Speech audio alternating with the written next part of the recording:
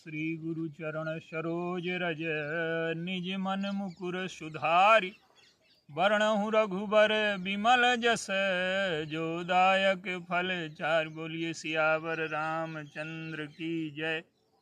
सिय राम मैं सब जग जानी करऊं प्रणाम जोर जुग पानी। आइए, जीवन की जो चरम उपलब्धि है वो क्या है? एक दृष्टांत लेते हैं। विश्वामित्र जी हैं। विश्वामित्र जी के यज्ञ नष्ट हो रहे हैं तो वो भगवान को मांगने के लिए जाते हैं। तो गोस्वामी जी ने उनका नाम विश्वामित्र नहीं लिखा, उनका नाम उस जगह लिखते हैं कि गाधि तनय मन चिंता व्यापी। गाधि राजा के जो पुत्र हैं उनके मन में चिंता हुई कि हरि बिन मरहि न निश्चर पापी। आप देखिए, विश्वामित्र जी का जो जीवन है वो एक दृष्टांत है सर्वप्रथम कि जो जाति व्यवस्था जन्मना है उसको बदल करके उन्होंने कर्मणा कर दिया। वो क्षत्रिय जाति में जन्म लेते हैं लेकिन कर्म से वो ब्राह्मण हो गए। और हमारा जो देश है इतना दिव्य है, इतनी इसकी संस्कृति महान है कि व्यक्ति क्षत्रिय से ब्राह्मण नहीं, व्यक्ति तीर्थ हो सकता है। ऐसी उसमें ऊंचाई आ सकती है, ईश्वरत्व को उपलब्ध हो सकता है, वो स्वयं तीर्थ हो सकता है। जैसे हमने जैन धर्म में उनको तीर्थंकर कहते हैं और हमारे कबीरदास जी तो घोषणा करते हैं कि मन ऐसा निर्मल भया कि जैसे गंगा नीर और पाछे पाछे हरि फिरे कहत कबीर कबीर। और आप देखिए, वो इतनी ऊंचाई पर उठ गए कि वो स्वयं तीर्थ हो गए। व्यक्तित्व से मुक्त होकर के जब व्यक्ति ईश्वरत्व से ब्रह्म से जुड़ जाता है तो वो तीर्थ हो जाता है। वो कहते हैं कि काशी मरे तो मुकुत होता है मोर घोर अरुचोर, और जो कबीरा काशी मरा तो राम ही कौन नहीं हो।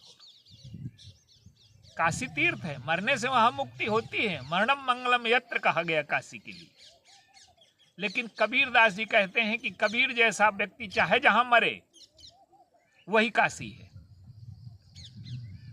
तो ये जो जाति व्यवस्था है ये केवल कर्मों का निर्धारण। जब व्यक्ति शरीर में स्थित है तब धर्म की बात है, और जब व्यक्ति शरीर से ऊपर उठ करके भावना में चला गया तो भक्ति हो गई। जब भक्ति आ गई तो जाति समाप्त हो गई। जाति तो शरीर की होती है, कर्म व्यवस्था शरीर के लिए। और ज्ञान में चला गया, ब्रह्म की अनुभूति हो गई तो वो ब्राह्मण हो गया। तो जैसे वो शरीर से के घेरे से ऊपर उठता है वो जाति से मुक्त हो जाता है।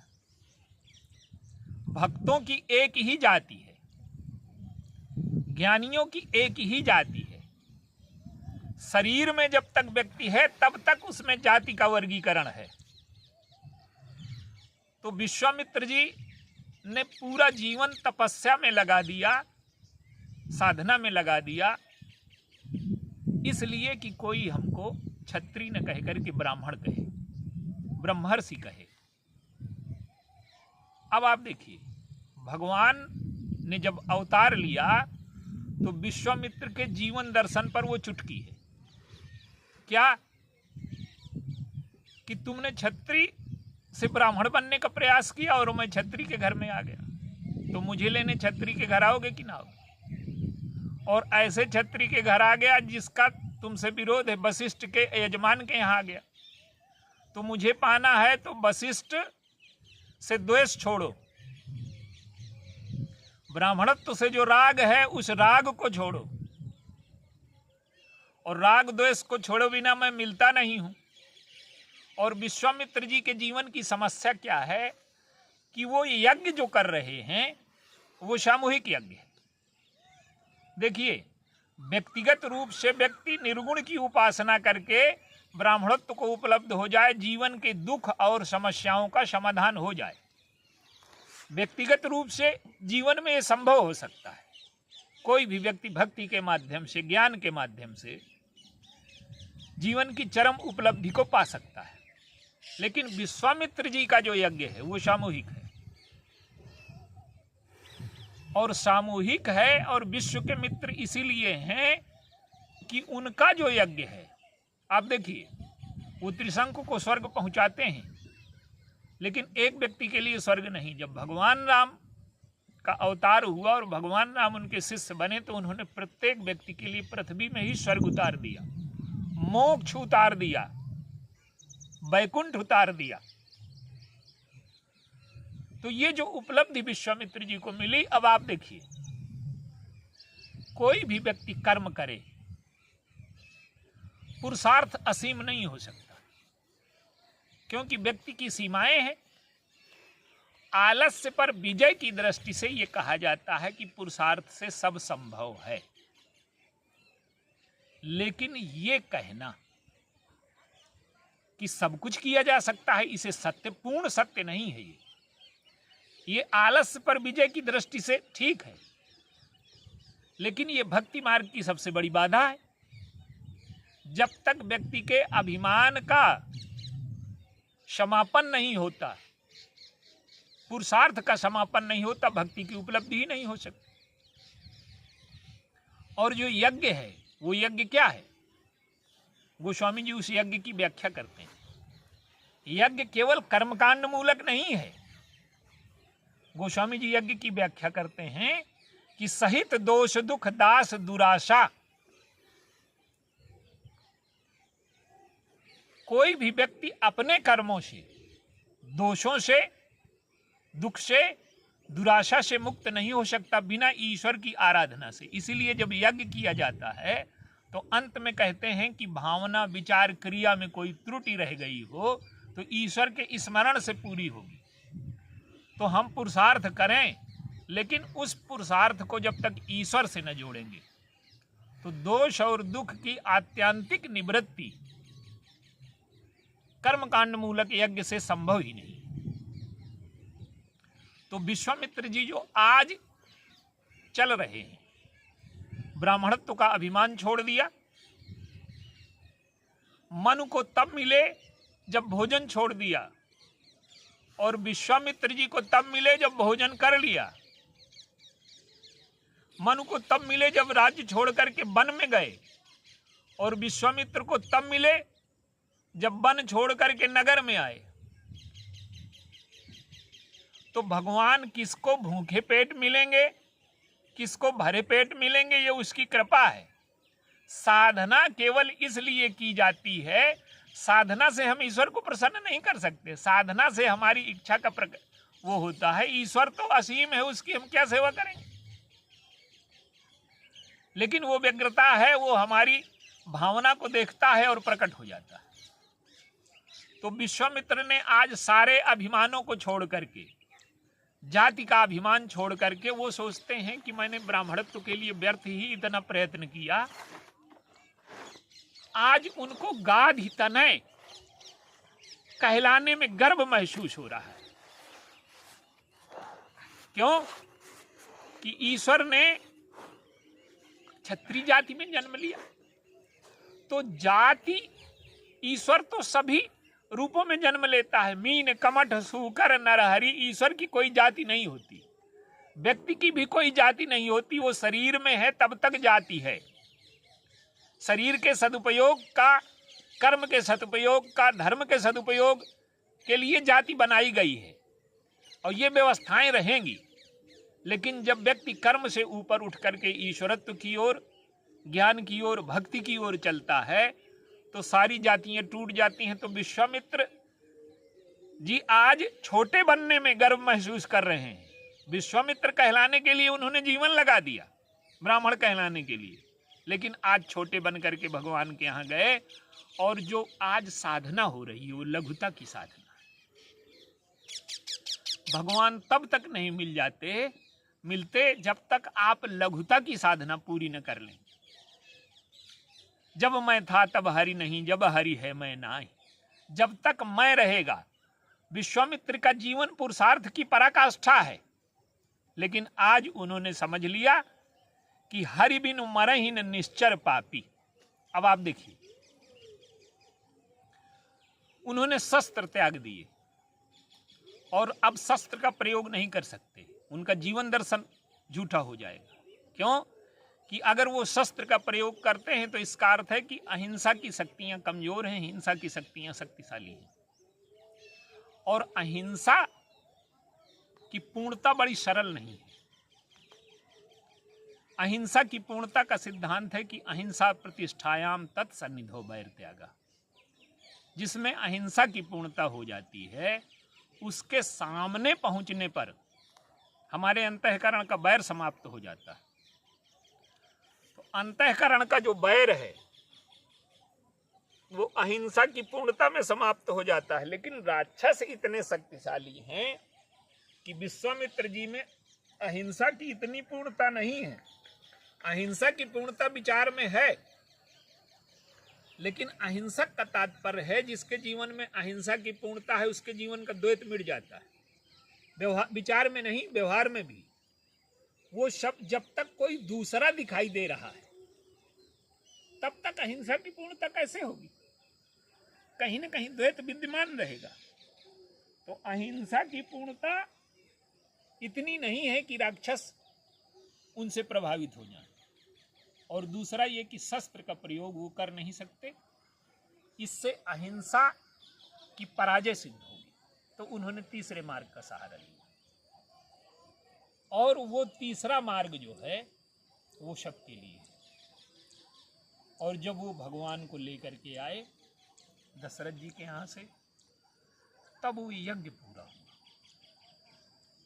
और यज्ञ पूरा होने का अर्थ क्या है कि आशा की समाप्ति, दोष की समाप्ति, दुख की समाप्ति बिना ईश्वर से जुड़े नहीं हो सकती।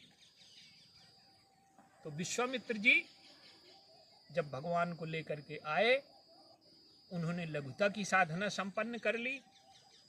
और लघुता की साधना नहीं, ज्ञान से उनका हृदय शुष्क हो गया था। भगवान ने उसमें रस की सृष्टि कर दी। तपस्या से, ज्ञान से, पुरुषार्थ की चरम सीमा होने की वजह से उनका हृदय शुष्क था।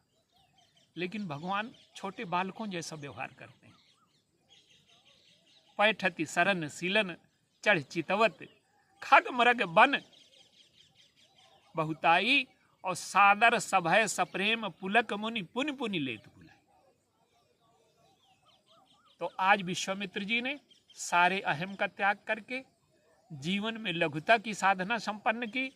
वशिष्ठ से छोटे बनने में उन्हें संकोच नहीं है, दशरथ जी से मांगने में संकोच नहीं है, पर सुदृढ़ स्वाभिमान है। तो पुरुषार्थ बहुत महत्वपूर्ण है, करना ही चाहिए, व्यक्ति का धर्म है वो। लेकिन हम पुरुषार्थ से ऊपर उठ करके भक्ति में जाएं, और भक्ति से ज्ञान में जाएं, या ज्ञान और भक्ति दोनों एक दूसरे से अभिन्न हैं। विश्वामित्र जी भगवान राम को जनकपुर लेकर के जाते हैं, और जनकपुर लेकर के जब जाते हैं तो वहां भक्ति की उपलब्धि होती है, भगवान को नहीं, वहां तो सब लोगों को। तो विश्वामित्र जी का जो जीवन है, अंत में गोस्वामी जी ने उनके जीवन की पूर्णता का एक सिद्धांत दिया कि वो अपनी विद्या भगवान को समर्पित करते हैं। और जब समर्पित करते हैं तो कैसा भाव होता है? अकेले में समर्पित करते हैं। आयुध सर्व समर्पिकै, सारे आयुधों का समर्पण कर दिया।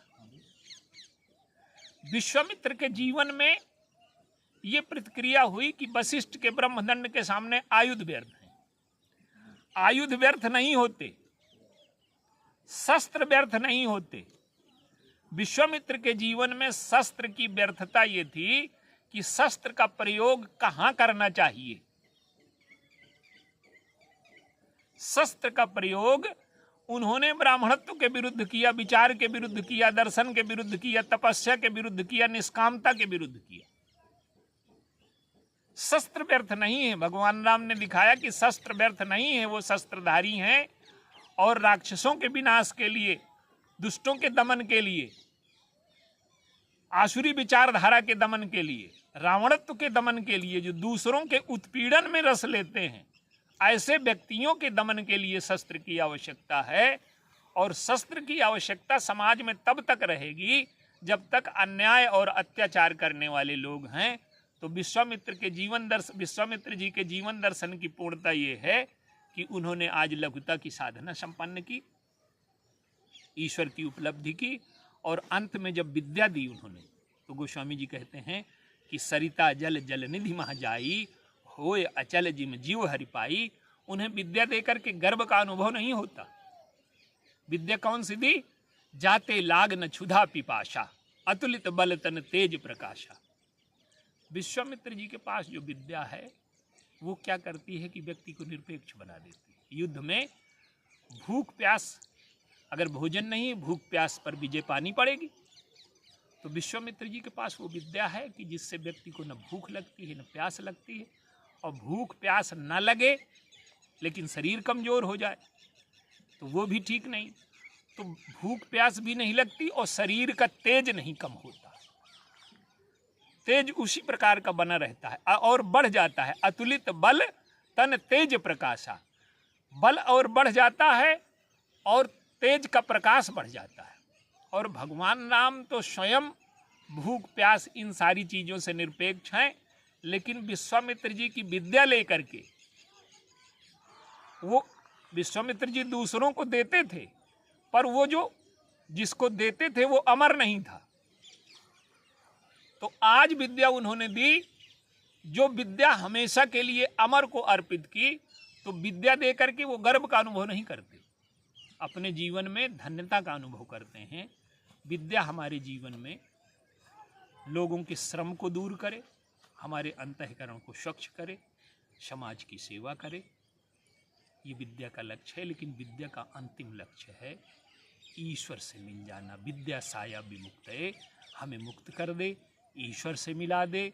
और विश्वामित्र जी ऐसे महापुरुष लघुता की साधना संपन्न करके विद्या, यज्ञ और जीवन की चरम सार्थकता को प्राप्त करते हैं। तो ये जो स्थिति है जाति से मुक्त होने की, शरीर से मुक्त होने की, धर्म से ऊपर उठने की, ये विश्वामित्र जी के जीवन में होती है और जीवन का चरम लक्ष्य वो प्राप्त करते हैं। बोलिए सियावर।